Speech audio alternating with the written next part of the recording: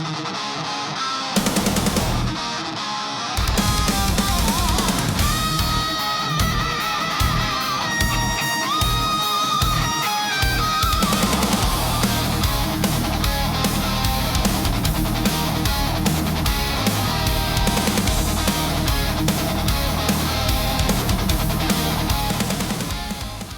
right, everybody, welcome back to Gonzo, Mike, and a VCR. I'm Gonzo. This is Mike. Hey, we're gonna review another movie today, Mike, and it's like the last couple of months. It's been a bunch of firsts. We had our first guests. We had our first time going out of the '90s. We had our first, we went to like 2012 twice, and then we had some different guests from sort of a younger generation, and now this is another first today. You know what it is? What is it? It's we've got a return guest. So JB from Salt for Slugs Magazine, who was on our After Hours episode, is back for another one. So we're gonna review another movie, give it another rating, and it's gonna be a blast. So again, from Salt for Slugs Magazine, this movie, Point Break. We've got a super fan, JB. He was from, as you'll remember, After Hours. Reintroduce yourself quickly, JB. Tell us how you came to be a super fan of Point Break, and give us the lowdown on the latest on Salt for Slugs Magazine, man. Will do, man. Hey, this is JB from Salt for Slugs. We are actually working on an issue right now. It's going to take a minute, though. Actually, we're doing a side project right now, a disc golf team that we put together. We're called Discets and Gravy. So I've been working on those T-shirts. I'm gonna, Steve. I'm gonna send you a shirt. All right. When I get them made. What do you wear? A large? Yeah, large, man. Okay. Yeah, this movie, man. I've seen this movie a million times. I moved to San Diego in '93, and I lived there till '96.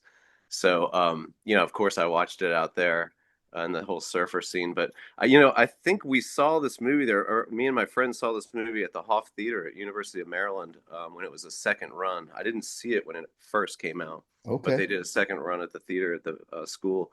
And it was funny because at the Hoff Theater it was all students and everyone was like cheering during the movie and laughing. Yeah. Laughing kind of at the movie and with it, Yeah. but because there's so much terrible one-liners and terrible acting, but it's a great movie. But yeah, that's how I was introduced to it. All right, very good, very good. Well, we are glad you're here with us today, and you got to let us know as soon as you get that project out and the next Salt for Slugs issue, I guess is what you're going to call it, right? So, all right, we're going to get started. Everyone's cell phone silenced? It's Yes, off. sir. All right, good to go. So in this episode, we're going to 1991. It's an action film directed by Kathryn Bigelow, written by W. Peter Iliff, starring Keanu Reeves, Patrick Swayze, and Gary Busey. It is Point Break. This thing grossed 83.5 million at the box office against a budget of 24 million. That doesn't sound so great, but I'm telling you, it's like if you're old-fashioned like me and you still have cable, you can't turn on go through the guide ever and not have this movie playing somewhere. I saw it playing on the Spanish station yesterday. so it's playing everywhere. So I didn't watch it. I thought it would be pretty funny, but anyway, I just saw it there. I was flipping through some stuff. So Roger Ebert gave the film 3.5 stars. That's pretty good.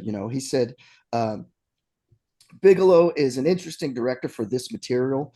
He said she is interested in the ways her characters live dangerously for philosophical reasons. He said they aren't men of action, but they're men of thought who choose action of a way of expressing their beliefs. He's trying to get philosophical there, Mike.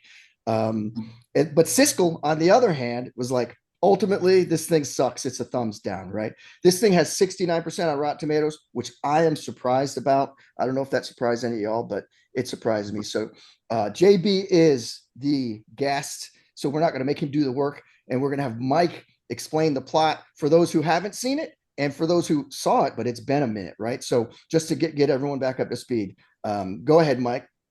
Okay, let's see what I can do. So the movie starts off strong. We see a bank robbery in progress led by a crew wearing rubber masks at former U.S. presidents Reagan, Carter, Nixon, and LBJ. So it's fast, it's precise, and it's over in 90 seconds flat. So we can tell these guys are pros that we're watching. So next scene, we're cutting to Johnny Utah, played by Keanu Reeves, who's a former Ohio State quarterback who's just joined the FBI. And after a training exercise where we see both his talent and his recklessness, he's assigned to work in the LA field office with veteran agent Angelo Pappas, played by Gary Busey, who's been chasing these so-called ex-presidents. And he has a theory that sounds crazy, but it might just be right. The ex-presidents are surfers. So Utah goes undercover, learning to surf from Tyler Endicott, played by Lori Petty, after she initially saves him from drowning. Through Tyler, Johnny meets Bodie, played by Patrick Swayze, who's a charismatic, philosophical adrenaline junkie, and his tight knit crew of surfers. And here's where things shift. Utah doesn't just blend in, he actually, after a while, starts to belong. He gets hooked on the lifestyle, the waves, the danger, Bodie's worldview. So it's not just a job for him anymore. Meanwhile, a big FBI raid on another group of surfers that they suspected as the ex-presidents goes horribly wrong. People die. They realize they've been chasing the wrong suspects. And then Utah starts noticing things about Bodie's crew, little habits, little tells, even down to the part where one of his crew keeps liking to show his ass on the bank cameras and in his personal life. So we even see that. The little pieces start clicking into place. So during a bank stakeout, the ex-presidents strike again. Utah chases down the man in the Reagan mask, who we know is Bodie, and after an intense foot chase, Utah has a clear shot and then lets him go because by that time, he also knows this is, if not Bodie, it's one of the crew he's been hanging with.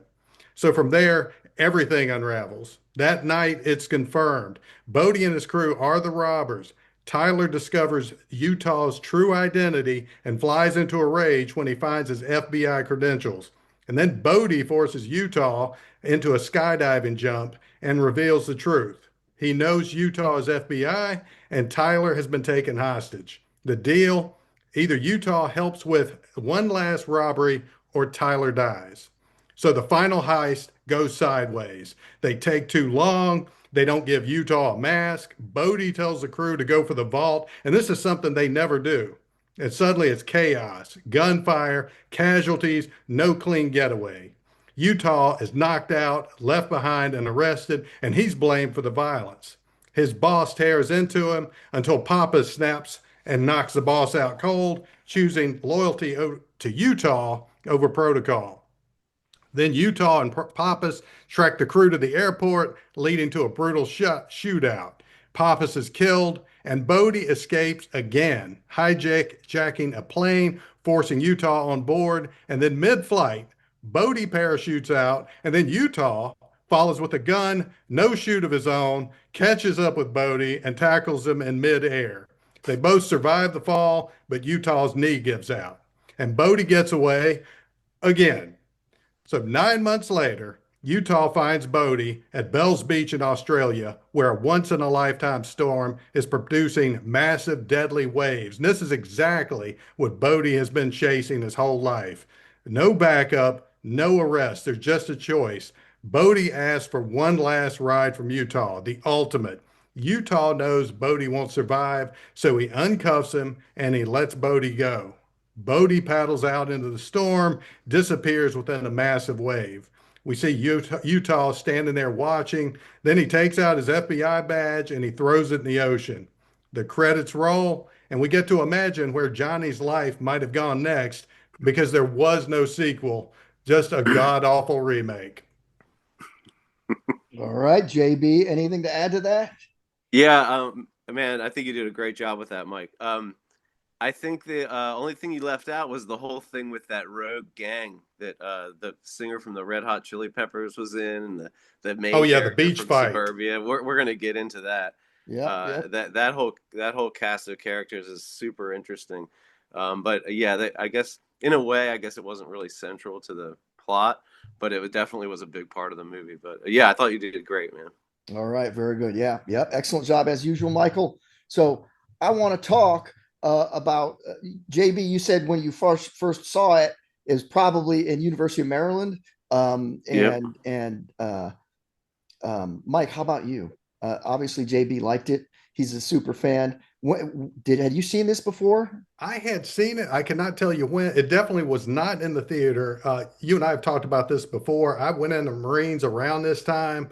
And so this would have definitely, I would have seen it sometime in the early 90s, not long after it probably went to, what were we watching back? That was still VHS. Yeah. Yeah, yeah. Yeah. Yeah. Okay. So I saw this after I got out of the army. I got out in '92 in November, so I definitely did not see it in a theater. There was one movie theater in base, and I would have remembered if we'd have seen this, but it was definitely a VCR rental. What was your first take when you first saw it, Mike? You remember? Like, how did you like it, man? Oh, I loved it immediately. I mean, I was in my early 20s, so I feel like I was definitely one of the target audience for this movie. But kind of like you've heard me talk about Streets of Fire before. I Yeah. Oh my almost God. love this movie as much for everything it gets right as some of the corniness in it that you love it because of that and not in spite of it. Yeah, yeah. I mean, I love the action. It's just full of action, man. There's something going on the whole time, and I also love the idea of it. And I'm gonna explain this because when I was in the army, we were doing like a 45 day field problem in Germany, and my the squad I was in, got pulled off of exercise, and we got stuck. I don't know what we were guarding. We were guarding something. Mhm. It was remote, and there was a road, and there was some buildings, and we were just going to patrol. They're like, you guys are here for like a week, and you're just, we didn't complain because there's some place we had a building to sleep inside instead of sleeping on the ground. Right, I was in the infantry, so and we had nothing to do. There was no TV, there was no radio, we had a couple of books and a couple of comic books, and we're there 24/7, people dropping off chow, and then we just had to have someone awake 24/7, two guys walking this road to make sure, and radio to call in if someone came by. So during this time, I know this sounds like I'm wormholing, right? But during this time, we were talking and just talked and talked, and we devised a plan to rob a bank when we got Oh, out of the good. army.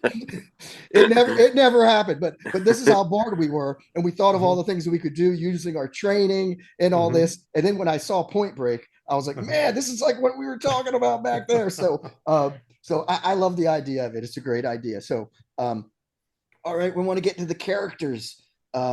Johnny Utah, he's our main character. This is Keanu Reeves. What do you think about him in this movie, Mike? It's weird because I have two different opinions on the same role. I feel like Keanu, he was perfect for the undercover role of the surfer, but with the FBI agent role, maybe not so much in this point in his career, because we are talking about this was sort of the transitional role for him because he was moving from Bill and Ted's Excellent Adventure, which there were still some elements of in this movie. I'm sure we'll talk about that, and it's before. I'm trying to think of the Matrix. It's before the Matrix, and it's Yep. well before he aged into John Wick so well. So absolutely loved him. I know one of the people they looked at for this role was Matthew Broderick. That we Oh, wouldn't even be talking about this movie if Matthew Broderick had been in this role. I think Keanu was born to play it. And I did look up because you asked me one time, Steve. You said which one did he play in Bill and Ted? He yep. was Ted Theodore Logan. I said Okay. I had to get back and clarify Yeah, that. and the other guy from Lost Boys, one of the vampires, was Bill then, right? Yep. All Yeah. right, very good, very good. So how do you like him in this role, JB? Well, first of all, he was in a movie called River's Edge. Did you guys see that? I think I I don't know if did. I saw that Is one. this It's about a like a it, murder? Yeah, Dennis Hopper is in it, and Okay. Crispin Glover is in it. He plays one of his friends. It's like a group of friends. I think that's the first movie I ever saw with him in it. Yeah. And I thought he did a pretty good job with that. I didn't like the Bill and Ted stuff. I wasn't Mhm. into goofy stuff like that because I was around like 20, I guess, when that came out. But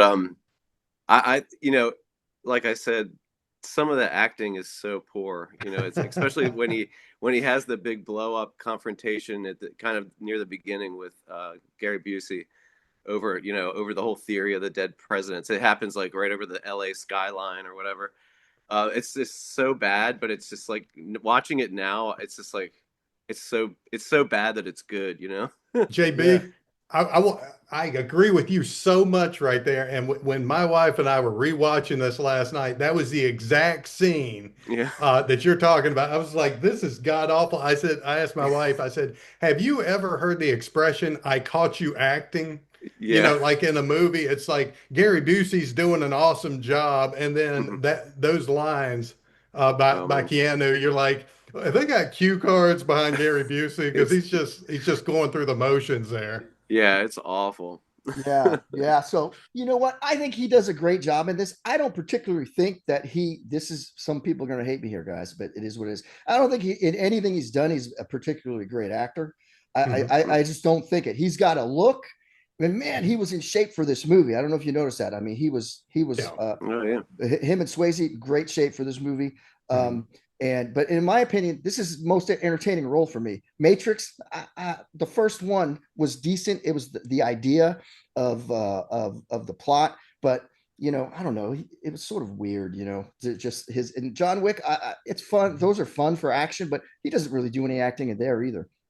The only thing I remember him that was trying to be a little bit serious was Devil's Advocate, and I can't Mhm. remember whether I really liked him in that or not right now. But I mean, I thought this is the funnest role that he's done because it's not the stupid like the Bill and Ted stuff's too Mhm. stupid, right? It's just corny. And this one, he fits in as being like the jock who gets into the surfing and gets sucked Mhm. in with the crew. Like he was easily like pulled into their crew, you know. So I thought it was a great role for him. I like him in this movie a lot. So Yeah. Angelo Pappas, played by Gary Busey. JB, what do you got? Well, yeah, it's just like Mike was saying, he's obviously a way better actor, Gary Busey is. Although, right before they made this movie is when he had that motorcycle accident and he like cracked his skull open. They said he had brain damage. So that had Jeez. Oh just wow. happened. I think that happened like a year and a half, right? Or maybe even only a year before they shot this movie. But, I thought he was great, man. He has a bunch of really good one-liners too in the movie. I thought he did a great job. All right, Mike, what do you got? Yeah. No, I'm glad JB brought up the motorcycle accident because I would have bet money that it had to be after this because he still seemed cognitively in good shape. So that is interesting that that happened before that. Um, this is absolutely, he was perfect for the role. This was Gary Busey in his prime in terms of acting. Uh, and I think we'll all agree. I think he's the kind of actor, it seems like he's probably improvising a lot of his lines, if I had to guess. He's probably just coming, he reminds me of like a Bill Murray type of guy. And, there's that throwaway line, and I'm sure y'all are like me, where if anybody else said this, it would have no effect. But I still, when he's asking for those meatball subs Oh in yeah. the morning, was it 10:30 in the morning? And he's like, Utah, give me two. And I'm like, I don't know why that is such a memorable line, but Yeah, that's a classic. I yeah. got the shirt on today, brothers. Oh, Oh, nice. I love, dude. Oh yeah. Yeah. Steve is wearing a t-shirt that says Utah, give me That two. is We couldn't even cool. see that. That's That is right. cool. That's right. So yeah, dude, this is a repeat for me. Like I like Keanu in this movie. The he For me, this is him best. And now Busey, same thing. I'm like, man, he did a great job. When I think of Busey, I think of Angela Pappas. That's just me, right? So he's funny. He's jaded as a FBI guy. He's crazy, but he's also experienced. He knows what he's doing, and he's a good partner, and he's a good teacher to this kid. He does great work here. He's really funny. Other roles, like I don't even really know. Like I just think of a Point Break when I think of him. Other movies he's been in, guys. Well, he was the dad in Silver Bullet. Oh, Remember that's That's that? right. right. Remember That's that with the right. wheelchair? And He that made movie's the souped up terrible. wheelchair. Oh, Yeah, that's a great one. I love that. Oh my God. Yeah, that JB and I will just have to agree to disagree with you on that, Steve. yeah, then where did we saw the in Oh, Silver Bullet, we saw the major from Heartbreak Ridge was the preacher who was That's the right. freaking werewolf, yeah, right? That's right. good call.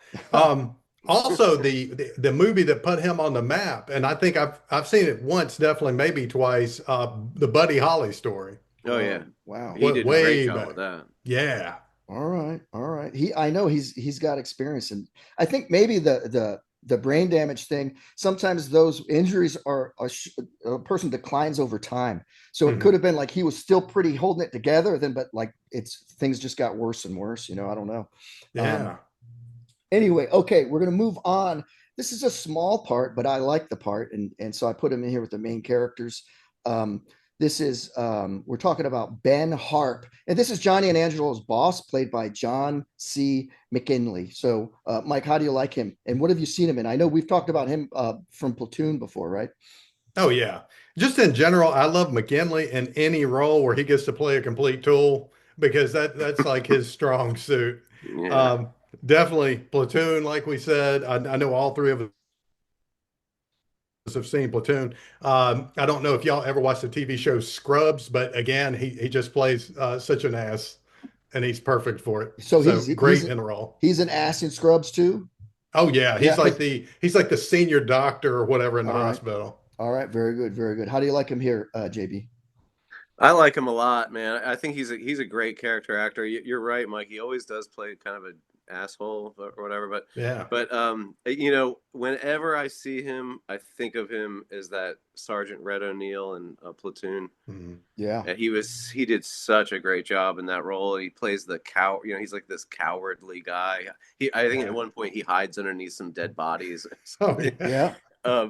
But yeah, I thought he was great for that part, and he has a couple of really good one-liners, and when he's given Keanu Reeves stuff, it's a good part for him for sure. Yeah, like he says, what does he say? He says, I guess they thought we had, I don't know how you got here, Utah. I guess they thought we had an asshole shortage. And then he Yeah, walks away and Utah goes, apparently not. Like, yeah, and he's eating so a donut. yeah, Yeah. exactly. So yeah, I like him. He is a real ass. He's perfect for the part. I Mhm. love the part in Platoon where he's like, "Listen, boss, I thought I was thinking you'd get me on that bird to take some Yeah, R&R. What do you think?" Mhm. And he's like, "No," and he's like, he grabs what's his name? Tom. Who's the guy who yeah, plays that? Behringer, Tom Yeah, Behringer. Behringer. he grabs Behringer and he's like, no, really, I'm serious. I think I'm not going to make it through this one. And Behringer just looks up and says, "Everybody got to die someday, Red." Like he's Mhm. just like, basic. If you die, you die. But yeah, he lived through it in Platoon by covering himself. You're right. Okay, we're going to move on here. This is a big part here. Tyler Ann Endicott, played by Lori Petty. How do you like her in this, JB? And what else have you seen her in, man? It's funny, she got her breakthrough on like a soap opera. She was on like All My Children or something, Oh Hmm. wow. which is funny. But yeah, I think I read a little bit about it, and it's like I think they chose right when they wanted to choose someone who wasn't the stereotypical California beach blonde, bikini blonde type surfer girl. They wanted a shorter, dark-haired girl. Didn't really fit the mold. I thought she did good in it. She was in League of Their Own. She had a big part in that. Um, I thought she did a great job in Point Break, though, for sure. I mean, yeah, I mean, obviously there's some corny lines and stuff, but overall, I thought she was good for the part. Very good, very good. Yeah, me too. Mike, what do you got? Yeah, no, I agree with JB. I think she did great in the role. The thing that stuck out to me was watching it this time was how much she reminded me, uh, pretty much physically, maybe in some other ways, acting wise too. Do y'all remember the female lead in The Matrix that he played opposite? Yeah, yep. Yeah, What was her name? Carrie or Trinity. something. Trinity. Yeah, the character's name was Trinity. She Yeah. reminded me a lot of her in terms of body type, physicality, and everything. So that stuck out this time. One thing I would say about her, and it's not so much her character, but like we were talking about the acting, and this never stuck out to me before watching it, but y'all remember how she's saying, you just got that kamikaze look in your eye again. You got that wildness, and it's funny because when you're playing against somebody that's not really personifying what you're talking about, it's not landing because my wife and I were like, there's no kamikaze look in his eye. He looks as docile as can be in this scene. And she's like, you got that crazy look. It's like, yeah, he's not the one. Hey, that was the line though, right? Mm. Yeah. So yeah, I think she did a great job here, and I agree with you, JB. Like we didn't want the bleach blonde. California looking model. And I think the good thing is, like, she looks in shape. She's very fit. And like, that's what a surfer, someone who's into surfing, you're going to be fit. And I mean, I think she fit it. She's tough. She was sweet at the same time. And she's like, I love how she's over the adrenaline stuff. All these guys talking about, oh, like, once you drop in a big wave, bro, like there's no going back. And he goes, it's the best thing in the world. It's better than sex. And she's like, maybe that's not because you're not doing it right. Like, she's just she's just like, get over yourselves with this stuff. So she likes surfing, but she's not like going to try to kill herself. So I didn't really know other roles for her myself. I think there should have been. I think she, she could have done other roles. She was in Cadillac Man. She was like the boyfriend in Cadillac Man. Did you ever see that? I did see that a long time ago. Wow. But the actress though, she had never been in the ocean before that movie. She'd never even swam in the ocean. That's what the trainer said. That's crazy. Which is crazy, right? Yeah. Oh yeah. That's nuts, man. Because that would probably be pretty scary at that point in your life if you've never been in the ocean. Yeah. Did you do any surfing, JB, when you were out on the West Coast? Not a lot. I went out like once or twice, Okay. kind of half. I'm not really a surfer. Yeah. No, the water's so cold, man, out there. Like in San Diego, the water's freezing, man, and there's like beds of kelp floating around. I got tangled up in one of those. And jeez. All right. Yeah. All right, so we're moving on to the main characters. Still here, I'm not talking about the crew. So we're going to start with Bodhisattva Patrick Swayze. How do you like him in this, JB? Well, he's awesome, man. I mean, obviously, I love all of his movies, man. Even like that movie where he's a trucker. I love that one. He delivers that whole vibe and the whole, he sells it so well, he's so talented, he was a dancer to start off with, right? So he's super physical. Like you said before, he got in great shape for the movie, obviously. Well, he was always in great shape, even though he smoked like 2 packs of cigarettes a day or something. I know. But no, I thought he was great, man. Isn't it funny? He broke ribs while doing the surf scenes. He broke a few ribs during that, and for the he did all the stunts for the jumping out of the planes and stuff. He did all that. He did like 55 jumps or something. They had to stop him from jumping because they were worried he was going to get hurt. Jesus. Wow. I know he did the jumping. Yeah, it's crazy. Yeah, he did some real acrobatic stuff. I mean, he did great, man. Who else could play that part but him, now after seeing him play it. Yeah. Mike, how did you like him here? No, I loved him. And I love the trivia because, like JB said, he smoked 2 packs a day. I didn't even know he smoked. I'd be like, yeah, I would have thought he was a health nut. So that's interesting to learn that. The only other actor, and I'm not saying he would be better, I was just thinking of the vibe and the aura of the actor. I was like, Matthew McConaughey, just that outdoorsy kind of vibe, but he wouldn't have had the intensity that Swayze can put across. Because you think about Swayze all the way back. If y'all were like me, I saw Red Dawn in the theater way back in the day, and just his acting there. Yeah. Dude, this is a repeat for me again. Like I said, this movie, my favorite Keanu, this movie, my favorite Busey, and this is my favorite. And I know he's done a ton, man. But this is, to me, is his best role because he's sort of like, he's that philosopher type of guy, right? The philosopher, right? Yeah. So I mean, he's believable at it. It's funny. Like, I love the time when he's talking about the ocean and he goes, those guys don't get it, man. And Johnny's like, are you going to start chanting or something? He said, I might. Like, he owns who he is, and he loves it. So, and there's definitely a bromance going on. Like they're connected. Exactly. And from Outsiders to Red Dawn, Roadhouse, Ghost, Dirty Dancing. All those movies, and I'm still like, he's my favorite in this. So I just love his vibe in it, man. So he's the perfect guy for it, right? So I like when he's like, we shared time. That's right. That's right. Like any old girlfriend I ever had, I'm like, yeah, we shared time. She was my woman.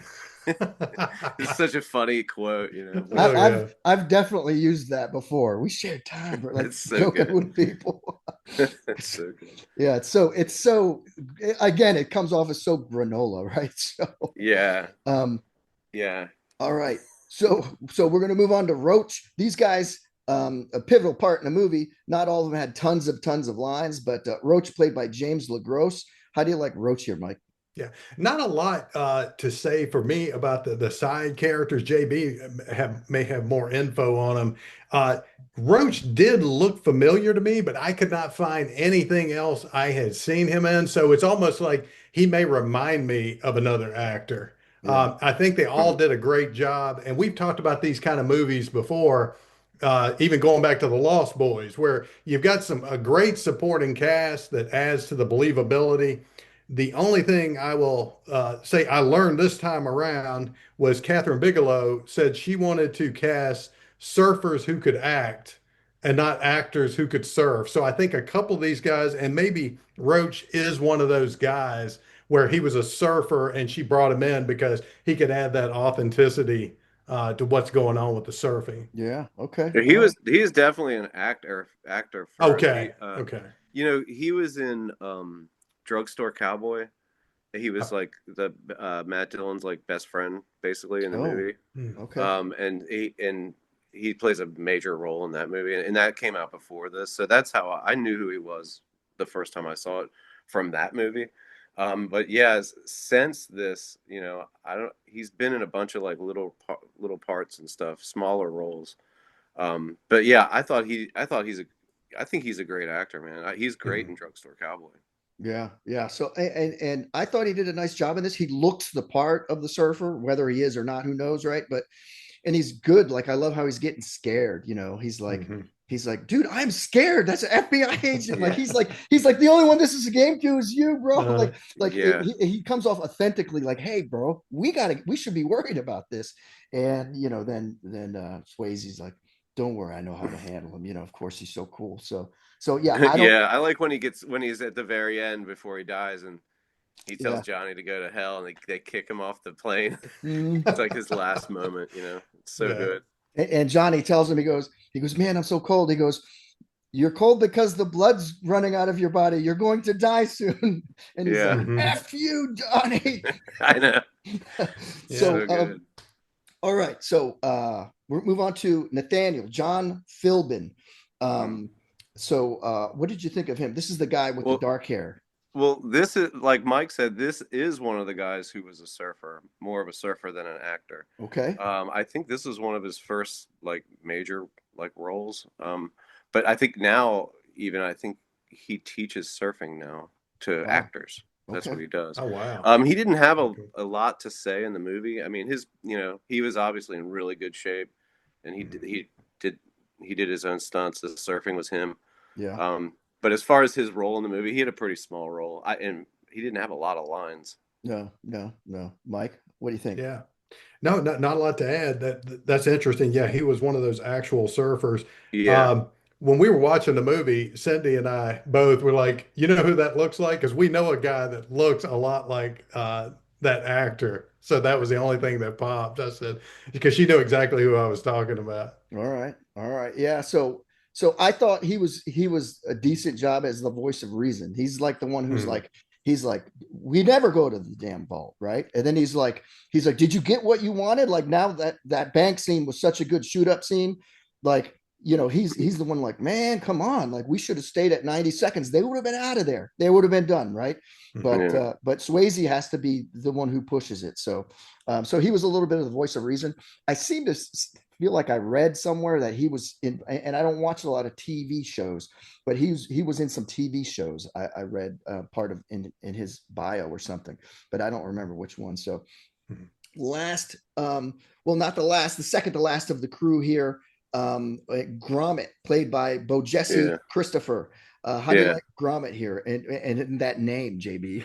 Yeah. Well, I always thought he was like one of my favorites because Okay. of the campfire scene or whatever the around the fire scene where he's talking all that cash shit about everything. That's so funny when he's like, "There's no way Bells is bigger than Waimea, bro." All that. But also a thing I didn't realize that in the movie he's Bodhi's younger brother. Oh, I didn't really? realize that. Yeah, they're in the movie. He's the brother of Bodhi. Okay. Yeah, and Okay. that's why he's so when he gets killed, that's like the heart-wrenching scene, Sure. when he gets killed in the bank. All or right. whatever. But no, he has the best one-liners, and I expected to see him in more movies. Yeah. He hasn't done a lot since then. Yeah. Yeah. No, for sure. I agree. Mike, what did you think of Bo Jesse Christopher? No, I think he did a great job. I know Christopher was in the remake of this movie, although I've only seen the remake once. That's all I'll ever watch it, and I don't remember anything about it because it didn't have any of the humor, the charm, anything of the original. Yeah. But so I can't even say what he did in the remake. All right. Yeah. Yeah. He did nice work here. I never saw him in anything else. I didn't even finish the remake. I couldn't get through it. I was like, this is Yeah, trash. Couldn't I do didn't it. like it. So I don't think Yeah. I don't know of him in any other roles really, but but he did a good job in this. He was great on the beach. You're right, talking, sort of describing what it is to be out there and all this stuff, man. So Yeah, yeah. he's a very cool guy. So move on to the last member, who I don't think even gets in the water and doesn't go into the banks, but is sort of like their backup muscle, Rosie, played by Lee Tergesen. Mike, how did you like Rosie, crazy Rosie here? Yeah, I loved his character just because I loved how Bodie described him because he was like a force of nature. Like, I don't even know what he's going to do. He was like the uncontrollable one. And it's just because of how violent he was supposed to be. The actor, and this is the first time I noticed this too, and I've probably seen this movie out 2 dozen times. I never noticed that he was the actor that was in Wayne's World 1 and 2. Yeah, Yeah, that it just didn't click. And I think part of it was that long hair, the facial hair. And he always also played Tobias Beecher on Oz. yeah. Oz, yeah. Yeah. Huh. Wow. Yeah, that's like he was a waiter. He was a waiter in like LA or something, and he met the producer, the guy who ended up being the producer of Oz. And that's, I think, how he got the role. They said that there was going to be a surf movie made or something, and that's kind of how he ended up getting the role. But Wow. yeah, it was his breakthrough thing. That's He said crazy. that after this, he could always act in movies after that. Oh, wow. That's There you Yeah. cool. go. There you go. So yeah, he plays a great wild man he sort of reminds me when we did Goodfellas, we were talking about like, I don't even know if I'd want to be friends with the crazy guy in Goodfellas, played by the little guy. What's his name? Okay. Oh, Pesci. Yeah, yeah, Joe Pesci. Like Yeah. someone when I think Joe or someone said you'd like him to be your friend because Mhm. he would always have your back, and I'm like, I don't even know, dude. He might stab you. Like Pesci was Yeah. crazy. This Depends guy's on Yeah. the day. this Yeah. guy's like He's that. nuts. Yeah, Swayze's like, man, he's like a machine. He's a force of nature. Like, I don't know. Like, he's Mhm. really gonna hurt this girl, man. If he doesn't hear from me. But it's believable. He's sitting there kicking the fire with his boots and dumping lighter fluid all over it and everything. I've never seen him in anything else personally, um, yeah, he was a small part, but a good part. So okay, I want to talk about the other crew. We could talk about Yeah. all these guys sort of at once. Yeah. Um, and this is the crew that Utah got in a fight with on the beach when they were searching to see who the dead presidents could be. And he saw this group of four, and we're like, these guys fit the bill, man. They're like criminals and they're jackasses and everything. So the other crew, there's War Child played by Vincent Klin, Bunker played by Chris Peterson, who we definitely saw him in Platoon. Um, Archbold played by Dave Olson, and Tone played by Anthony Kiedis, which JB already brought up. This is the singer from Red Hot Chili Peppers, right? So how did you think about this crazy crew, and what do you know about them, JB? The crew is awesome, man. First of all, the War Child, he really was a surfer. Like, he was a Yeah, pro Hmm. surfer, like big time. Like, I think when he was like in his teens, he was like one of the top ranked in the world. I mean, he was from Hawaii or whatever, or he lived in Hawaii as a kid. But anyway, I thought he of all the surfer actors, I thought he did the best job. He had more lines, kind of, um, than the rest of them. I don't think Anthony had any real lines. I guess he says one or two things. But Mhm. the guy who plays Bunker, Chris Peterson, yeah, he is awesome, man. Because like he was a punk rocker in L.A. and he went to a TSOL show or something, and this girl who was directing that movie Suburbia at the yeah. time asked him to come and try out, and he got the part in Suburbia. He'd never acted before, done anything. And then from after doing the Suburbia, then he was in Platoon. He had a Yep. small part in Platoon, and he had a small part in Point Break too. But he does a pretty good job, man. I mean, Suburbia is like some of the worst acting ever, but it's a cool movie, and he plays a good, cool part in it. Yeah, he was brand new, probably just trying to learn how to act. So you got to give him some for Suburbia. You got to give him some leeway there. So, what do you think about this crew, Mike? Oh, I love the crew. They were definitely the intimidating looking one of the two crews. Now Bodie was legendary. You could tell everybody in their crew was intimidated by Bodie, but he just had kind of a mellow looking crew. Everybody from the other crew, this crew we're talking about now, looked like they were felons that just been released from prison. So I think they did a great job. If y'all were like me, the first time you saw this, and maybe you knew he was going to be in it, but when I saw the scene where they fought at the beach, I was like, man, that dude looks a lot like the lead singer from the Red Hot Chili Peppers. Like I didn't know he was going to be in it. Yeah. Interesting little bit of trivia for me when we were looking into the movie. Kiedis couldn't make fight rehearsals. And Bigelow told him, said, look, if you don't make fight rehearsals, you're going to be the first one get your ass kicked in this fight. And that's the way it turned out. As soon as things start moving, he gets knocked out because I don't know whether it was band rehearsal or he was on vacation or what was happening. But crazy. Yeah. Crazy. Yeah, dude, these guys are great. These guys are the guys Rosie should be hanging out with, right? Because they're all troublemakers. Yeah, that's a good point. Yeah, and Clint, yeah, he's a pro surfer, dude. And I thought this, and I looked it up because I was like, man, he looks just like the bad guy in the movie Cyborg, and sure enough, it was him. Yeah, and Cyborg was a terrible Jean-Claude Van Damme movie. Yeah, with I forget whose daughter played the main role in there, but I'm like, why did they get this ugly girl to play in this Van Damme movie? It was terrible. But and he was also in some other Van Damme movies, which forgive me, like I know Bloodsport, and then I'm sort of done with Jean-Claude. Oh, Lionheart. Lionheart. That was a good one. So Peterson from Platoon, that good call on Suburbia. As soon as you started talking about that, I was like, oh, what was that guy in Suburbia? Man, that movie is old. Suburbia. I haven't even thought about that movie in many years. And then this Tone from Red Hot Chili Peppers, I think it's a great bad guy crew. Like they put this crew together. I don't know if they intended it, but it was like, wow, these guys are entertaining right here. Mm-hmm. How they're driving on the road and like cutting people off and screaming and driving over curbs. They're just crazy, man. Cool guys. Reminds me of the old crew back in high school, JB. Yeah. Right. All right. So JB's our super fan. I'm going to give you the first shot here on your favorite part, your favorite scene, JB. What do you got for us? I guess, I wouldn't usually say this because, there's so many of them, but I got to say that the chase scene where he's chasing Patrick Swayze, he's got the Reagan mask on.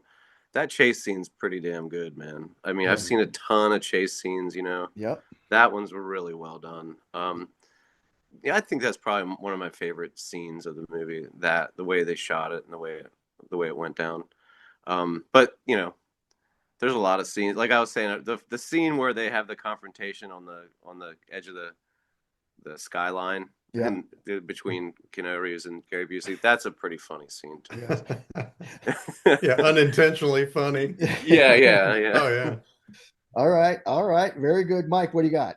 Yeah, I totally agree with JB. I would add one thing onto that only because it's sort of similar scenes, kind of like we talked about with Goodfellas. I'm a big fan of nice one-shot scenes where they keep you in the scene without a bunch of camera work. Mm-hmm. So that one did a lot of that. So either the chase, like we're talking about, where Utah pursues Bodie, or I love the last bank robbery where the scene takes us unbroken from inside the van into the bank, and you feel like you're part of the crew moving through that.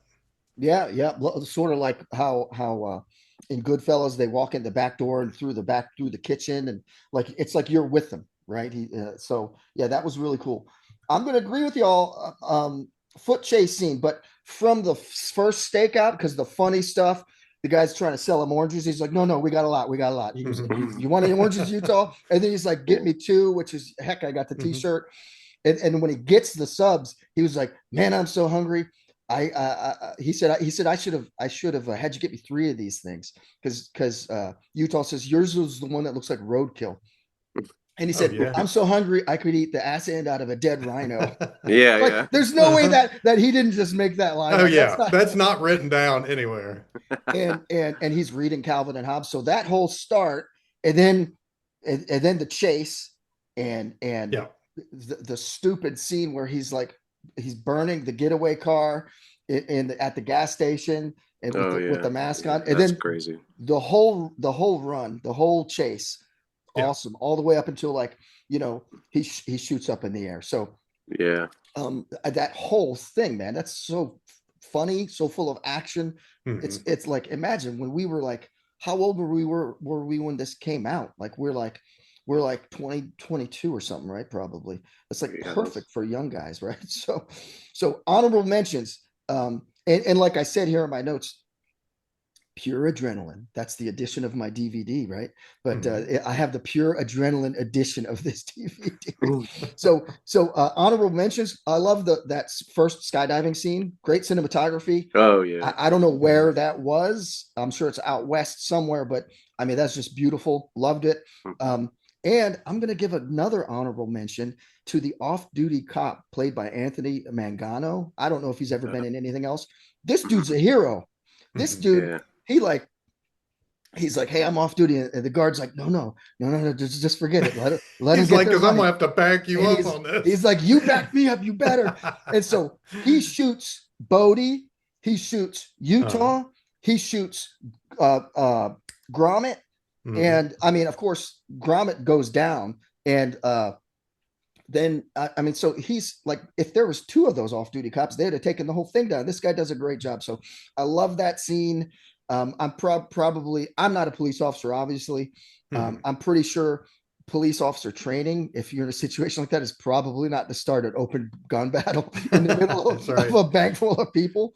But there you Yeah, have it. So they've never killed anybody, so I'm going to try to stop them yeah. with open fire. I would like to give an honorable mention to a part that JB mentioned earlier because it's iconic, and that like he said it's in the van where he says I am an Yeah. FBI agent, and I was just thinking there is no way that so many FBI agents over the years, over a few drinks, haven't said that to each other. Totally. Yeah. And then and Bodie's response, I know it's cool, isn't it? Like something stupid like that. So all right. So even though you're this is a movie, it seems like we all had fun with it. There's gotta be a least favorite part or stupidest scene. And I think from the discussions that we've already had, I know you guys aren't going to leave me hanging on this one. So Mike, what do you got here? Yeah. I'm going to preface this with I've only been free fall skydiving 2 times. Okay. So I am definitely not an expert in this. Yes. But I want to say that before I say the dumbest, but absolutely the awesome scene because you got a lot of both in this. It's like silly scenes, but they're awesome to watch. And that's when Johnny chased Bodie out of the plane Yeah. with a gun, no parachute. This is only his second free fall jump, for which he had had no training for either. He had been able to effectively position his body to catch up with Bodie, slow down effectively enough, manipulating his body position so they didn't have a fatal midair collision. He then grabs onto Bodie, drops the gun, pops Bodie's chute when they are not tethered together like you'd be in a tandem. Because there would be a lot of force when they pop that chute. Yeah. He would stop abruptly, and I think uh, Johnny would get peeled right off of there. So again, I absolutely love the scene, but I'm thinking this is just crazy as shit. Okay. Okay. All right. JB, what do you got? That's funny, man. I was gonna pretty much say the same thing because it's just so ridiculous. But I think it was Travis Pastrana. I think actually did jump out of a plane with no parachute, and I'm not sure how. Mhm. I think he ended up like clipping onto somebody else or something. Mhm. But either way, I thought that was ridiculous. But also the other stupid scene I thought was when they took they took Keanu Reeves into the bank to do the bank robbery, you know, and then he knocks him out, and then Yeah. the other agents come and they like cuff Utah and read him his rights and all that. That was just so stupid. That was just a dumb scene, you know. Yeah. It was so unrealistic, and also it wasn't necessary, you know. I think they just had to set it up so Gary Busey could punch the cop or whatever. Yeah. Yeah. Well, you bring up a great point, JB, because another dumb part of that scene is you've got Busey who punches the agent in charge, presumably, but then he's Yeah. still on the job right after that. So It's Exactly. ridiculous. Exactly. It was crazy. It was crazy. So for me, the takedown of the bad guy crew of the house with Yeah. all those guys, like, okay, like I'm not a cop, but yeah, I've seen like the news, and like if they have a house full of 4 felons that they are suspected of carrying weapons, they're not going to go in with like 4 guys. There's 4 of them. Oh yeah, There's 4. There would be like 80 guys going into this thing. Yeah. absolutely. And especially they don't know who else is in that house. So that other DEA agent's in there, and then they've got their girlfriends in there. So they're actually going in outnumbered. Like it should never happen. Right. So it would just be crazy. They had like the one guy who's taping the microphone or whatever to Pappas at the start. He's supposed to be their backup. Like, well, where the hell was he when all the guns? He never came. Yeah. Like it's just way too stupid for me. And a dishonorable mention, same thing. The landing on the second skydive scene, like. Even if like, dude, that landing's way too late. I static line jumped like 50, 60 times when I was in the Army. Dude, like they would, both their femurs, all 4 femurs of theirs would be destroyed. Right. Like, they would make it. It was way too late. Like that's just not how it works. So that's dumb, y'all. All right. Yeah. So, all right. Additional comments. What haven't we talked about that you want to discuss, Mike? Let's see. I did want to mention, have either one of you heard of Animal Kingdom? Yeah, I saw it. Oh, you saw it. Okay. I couldn't. It's a movie? It's a series. Well, it's a 6-season series, like JB knows. And JB, I don't know if you've seen, apparently the series is based on a movie. So there's a movie before the series. I'm going to watch the series, but it reminds me so much. There is no way they didn't see Point Break and get this plot, because it's Point Break, except all the surfers are much more sociopathic. They're led by an evil mother. And even the show bars the plot. It's like they start off the show robbing banks. They're all surfers. They're adrenaline junkies. Yeah. But there's 6 seasons of it. So yeah, that's all. I want to mention that. Okay. Yeah. All right. Additional comments, JB? Yeah. We didn't really talk much about the final scene, which is pretty classic. When he throws the mask down in front of him, he's like, Yeah. I think you lost something, bro. Yeah. And then he's like, you gotta let me go, Johnny. You gotta let me go out there, man. Just look at me, man. You know, it's just like the best Patrick Swayze, you know, just like trying to get it. You know, it's just and then he goes and surfs into the 1,000-foot wave or whatever. Oh yeah. It's just such a classic ending. I just love that. And then he throws his badge in the water. You know, it's just like, I don't know. It's just such a classic ending to it. Yeah, and he throws his badge as they play some goofy 80s music. Yeah, it's just like that whole scene is just perfect. You know, it wasn't even shot in Australia. It was shot in like Oregon. Oh wow. All right. Yeah. So, Yeah.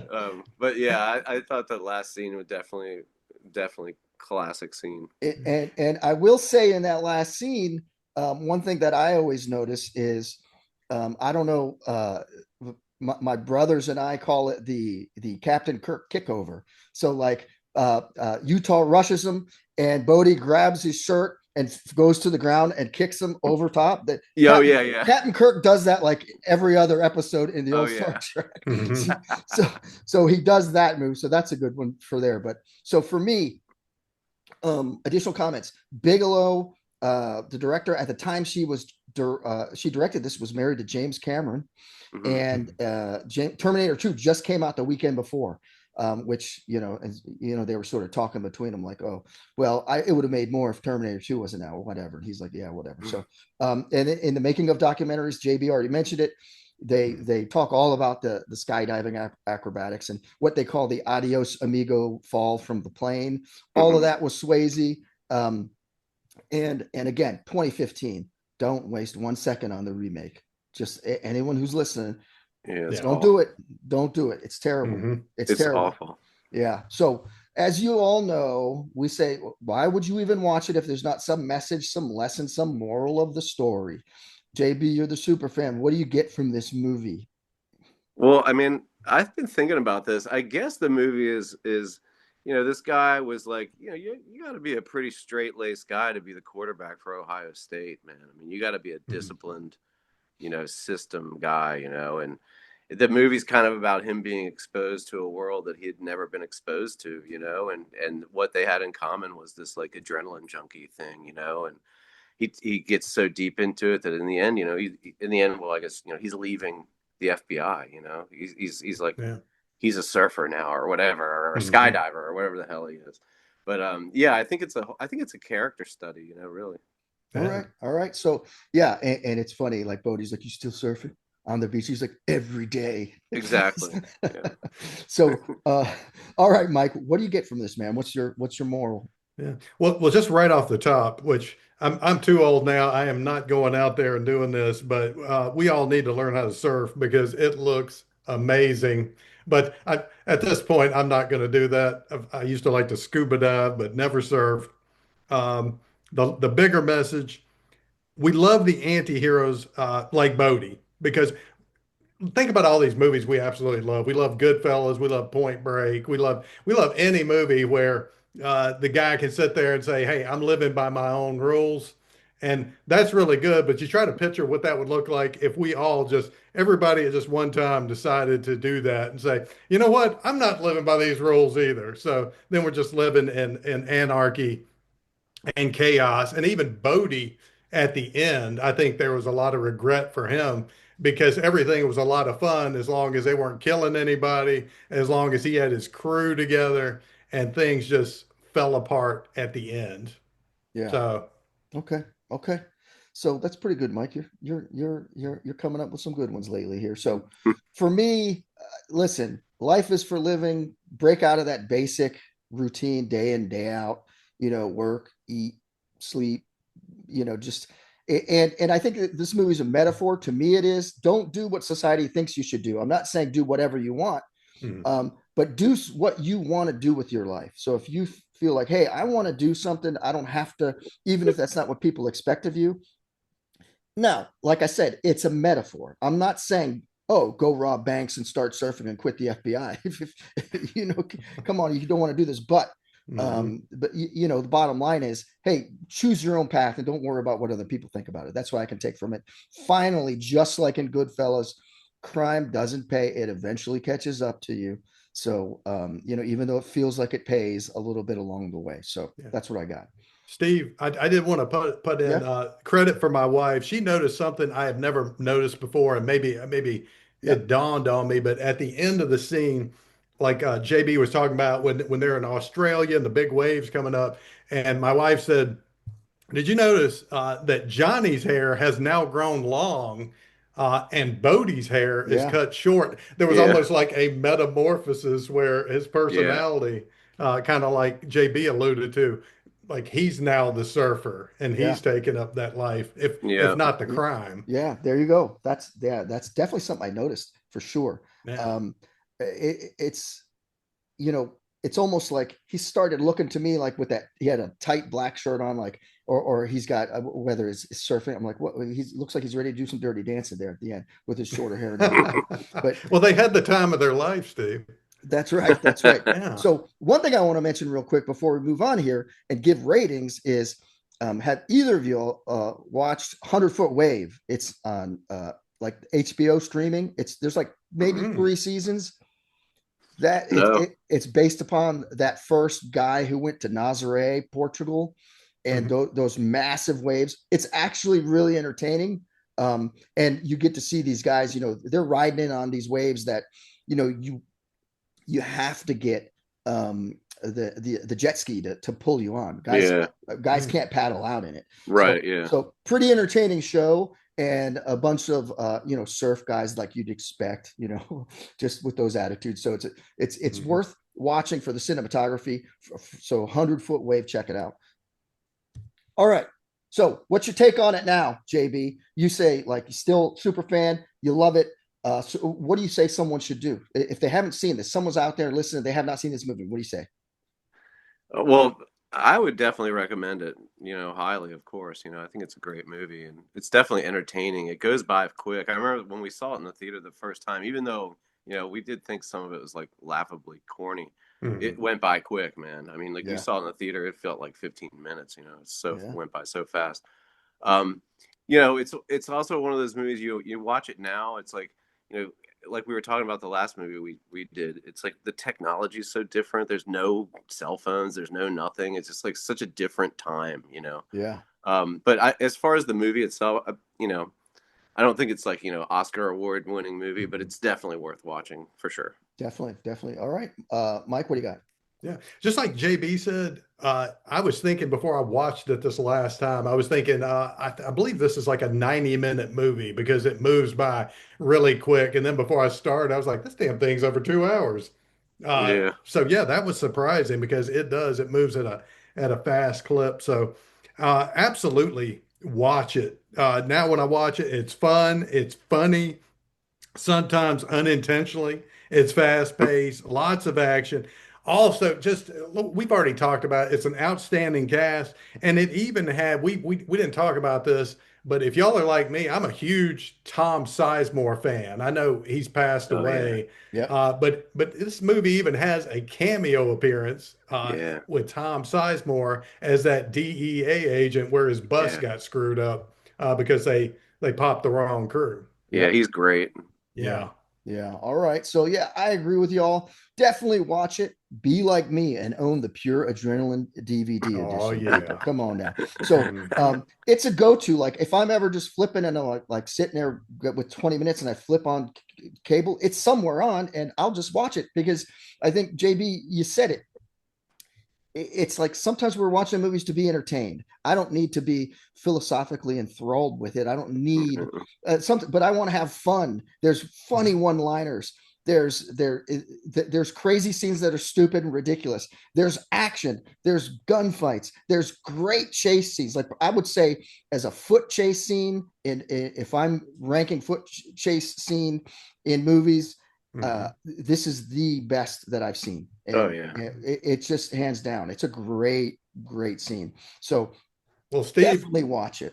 you told us already. You missed your opportunity the other day when you missed the Spanish version because I would pay money to hear "Yo soy Yeah, FBI." Yeah. yeah. Or how does he say, dude, there's no way Uh, Bell's is bigger than Yeah. Wagamea. Oh, I'll watch the definitely. Spanish version for sure. Yeah, so it probably would have been entertaining. You're right. So Oh all yeah. right, we're gonna give it a rating. JB's the super fan to remind everyone, hey, bathroom break, you don't even have to be there. Terrible movie. No snacks, below average. An average movie is a Coke, better than average Coke and popcorn. And if it's just a great movie, Coke, popcorn, and a box of your favorite movie candy. What do you got, JB? I'm gonna say a Coke and a popcorn and maybe like a few Raisinets, Okay. Mhm. Okay. like less than a handful of Raisinets, maybe. Okay. All right. What do you got, Mike? Yeah, I may even rate this higher than JB because I would say a Coke, a popcorn, a box of Raisinets, but because this is Point Break, I'm going to say Corona with lime. What else? Fish tacos Yeah, fish and taco. some churros. Sure. Oh, Um, Nice. geez. because like we've said, you have to suspend a lot of disbelief when you're watching this movie as the story unfolds. But hey, if we wanted reality, we wouldn't be watching this movie. That's right. Right. That's right. So I'm going to go with, man, it's my favorite Keanu, my favorite Busey, and Yeah. my favorite Swayze. I'm going to give it a Coke, popcorn, and a box of Raisinets. I'm going to give it the all because Nice. I just love it. Mhm. It is entertaining. That's the word that JB uses. That's Mhm. so true. Absolutely. Steve said it's no Mr. Mom, but it's way up Oh there. Jesus, Mr. Mom, dude, that was Oh yeah. terrible, Mm. Oh terrible. yeah. And 9 to 5, come on, Mike, you got to get better picks, man. I had to. 9 to 5. My sole reason for that was just to see your Oh response my to it. God, I know, I know, I know. All You right, guys, people. you guys should do River's Edge. Okay, okay. I think that's his Keanu Reeves' first movie, I believe, and it's probably like it's kind of weird to say this, but it might be one of his best movies. I think, Okay. Oh ironically. wow. I'll have to check it Um, out. I know I Yeah. saw it once, but it's been like a long, long time. It's about like a murder of a girl or yeah, something, and they're yeah. It's teenagers. like it all takes place in this small town, and Yeah. Dennis Hopper's this weirdo that It's like up in New England buys area beer or for something, him and isn't it? stuff. Where is it? Like up in New England or something? It's either there or it's up in the Pacific Northwest somewhere. I'm Okay. not sure Okay. Yeah, where that it might is. be right. That might be right. That, But yeah. yeah, you guys should do that one. I think that would be a good one. All right. We'll River's put it, Edge. we will put it Yeah. on the list. All Nice. right. So, hey, Mike, this is the first time we had a super fan that both of us rated the movie higher than. I know. That's something. That's crazy. That is crazy. It's another first. So looks like we wrapped that movie up pretty good. Everybody, thanks for listening to Gonzo, Mike, and a VCR. I want to thank JB for being on the podcast again. We loved having you on. What parting words of wisdom Absolutely. do you have for us, JB? Just keep enjoying the movies. Yeah, and watch River's Edge, right? That's what he Mhm. was. Definitely watch River's Edge. It's Crispin Glover's best role Okay. ever. Okay. Hands down. Crispin Glover's awesome too. Oh, Yeah. he's great in that. You guys should definitely watch that. I would have to like him better in that than Back to the Future. Oh my I, goodness. Oh yeah. I really Way better. I Way struggle better. with that Back to the Future performance, right? Oh So, man. all right, everybody. If you enjoyed the podcast, follow or subscribe. We'd appreciate it. We love it if you'd share the show with a fellow movie lover or even just someone who loves the 80s or 90s, right? If you have a movie you'd like us to watch or you're a super fan like JB, you want to be a guest, or maybe you just have a comment. Or even if you'd like to tell us what your favorite restaurant was in the 80s. Now, I'm going to go with, I don't know if either of you have heard this. When I thought of the 80s and my favorite restaurant, I was thinking classic American Mexican food, Chi-Chi's. That's It's awesome. not Mexican, it's American Mexican food. So That's funny. Yeah. what would you call my favorite restaurant? And I believe both these were chains. So I think maybe y'all have heard of one of these. I like the Ground Round Okay. and Mac and Maggie's, which was like a rib place Oh wow. Okay. What do you back got, in the JB? day. I've never heard of those. Right when you said 80s restaurant, I knew exactly what I was going to pick. There was a place in Montgomery Mall called Hamburger Hamlet. Oh yeah, yeah. Mm. They had That one. place. They had one at the Rio too. Yeah, it's gone. They're all gone now. But that place, I mean, you talk about a good hamburger, man. I mean, Yeah. geez, I the remember. best. So Hamburger and it's Hamlet. it was such an 80s thing, Yeah, there's another place in Montgomery Mall called Slade's that was like good American fare too. Oh But yeah, I anyway, remember yep, that. yep. So That's such an 80s name, Slades. I know.